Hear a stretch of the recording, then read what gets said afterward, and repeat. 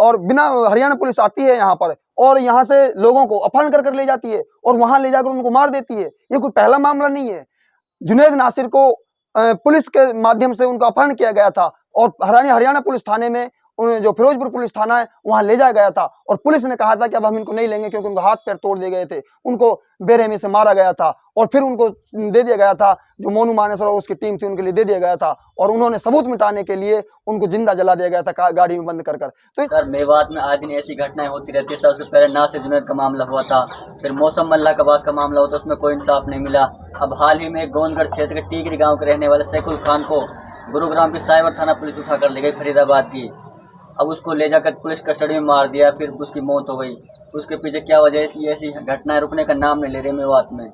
ये लोग आते हैं मेवात में और अपनी गुंडागर्दी करके लोगों को उठा कर ले जाते हैं।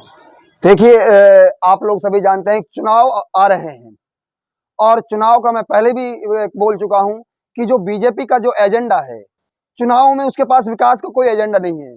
उसको ये दिखाना है कि मेवात के कितने लोगों को हमने मरवा दिया है, कितने निर्दोष लोगों को हमने जेल में डलवा दिया है, ये उसका एजेंडा है। वो चुनाव इसी के माध्यम से जीतेगी। इसी का उदाहरण है जुनैद नासिर हत्याकांड, इसी का उदाहरण है मौसम खान की हत्या और इसी का उदाहरण है अब फिलहाल जो है सैकुल खान की पुलिस कस्टडी में हत्या। सैकुल खान की पुलिस कस्टडी में हत्या होना एक बहुत बड़ा एक अपने आप में चैलेंज है पुलिस के सामने भी और जो है राजनीतिक व्यवस्था के सामने भी। लेकिन ये सारे के सारे किसके इशारे पर हो रहे हैं ये जानना बहुत जरूरी है।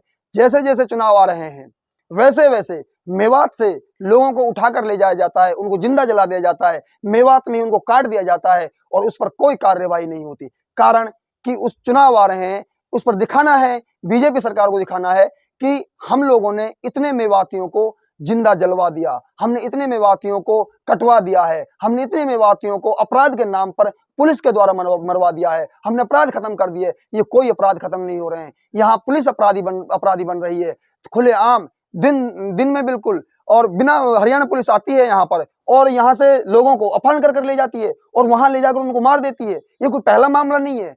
जुनैद नासिर को पुलिस के माध्यम से उनका अपहरण किया गया था और हरियाणा पुलिस थाने में जो फिरोजपुर पुलिस थाना है वहां ले जाया गया था और पुलिस ने कहा था कि अब हम इनको नहीं लेंगे क्योंकि उनको हाथ पैर तोड़ दिए गए थे, उनको बेरहमी से मारा गया था और फिर उनको दे दिया गया था, जो मोनू मानेसर और उसकी टीम थी उनके लिए दे दिया गया था और उन्होंने सबूत मिटाने के लिए उनको जिंदा जला दिया गया था गाड़ी में बंद कर। तो इस तरह की घटनाओं पर क्या उसमें आज तक हमको न्याय मिला?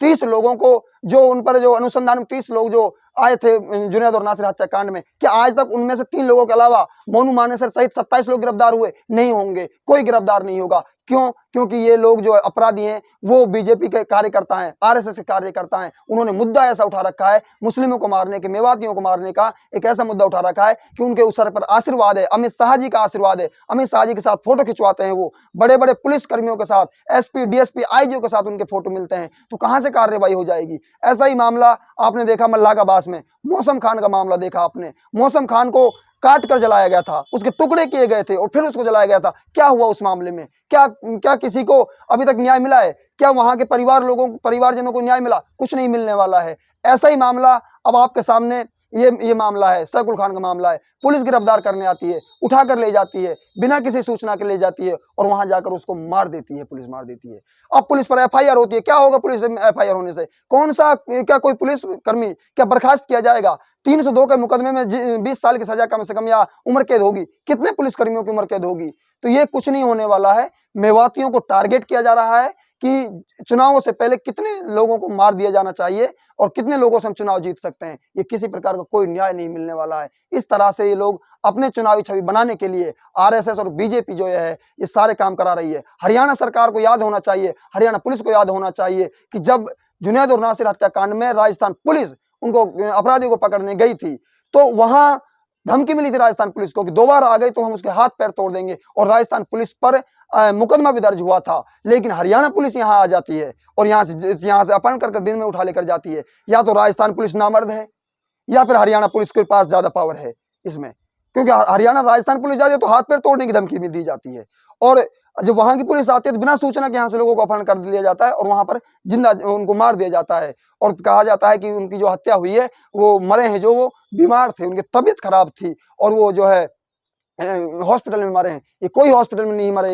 ये पुलिस कस्टडी में मरे हैं, पुलिस थाने में मरे हैं। इनको इतना पीटा गया है, इनका इतना इन पर प्रेशर डाला गया है, पता नहीं कौन से संगठन से, आरएसएस से या बीजेपी से। उस पुलिस थाने को कितने रुपए मिले होंगे कि एक मुसलमान को आपको मारना है, एक मेवाती को मारना है, ताकि ये योगी की तरह खड़े होकर ये बोल सके कि हमने अपने अपने समय में इतने मेवातियों को मरवा दिया है, इतने मेवातियों को जलवा दिया है, इतने लोगों को मेवा को कटवा दिया है। ये कुछ भी नहीं है, केवल और केवल राजनीतिक चुनावी फंडा है बीजेपी और आरएसएस का। इनके पास चुनाव जीतने के लिए विकास के कोई मुद्दे नहीं है, और इनके पास केवल मुद्दा है तो हिंदू मुस्लिम करने का है, मंदिर मस्जिद करने का है, मेवातियों को मरवाने का है, मेवातियों को डराने का है, और इसके अलावा कोई इनके पास मुद्दा नहीं है। ऐसे ही लोग मरते रहेंगे, ऐसे ही मेवाती मरते रहेंगे जब तक हमें इंसाफ के हम गुहार लगाते हैं, एफआईआर दर्ज करते हैं, कुछ भी नहीं होता, और वो सारी के सारी उन एफआईआर को ठंडे बस्ते में डाल दिया जाता है। कोई किसी को सजा नहीं मिलती, ना वहां के परिवारजनों को कोई आर्थिक सहायता दी जाती है। पूरी तरह से आर्थिक सहायता में भेदभाव होता है।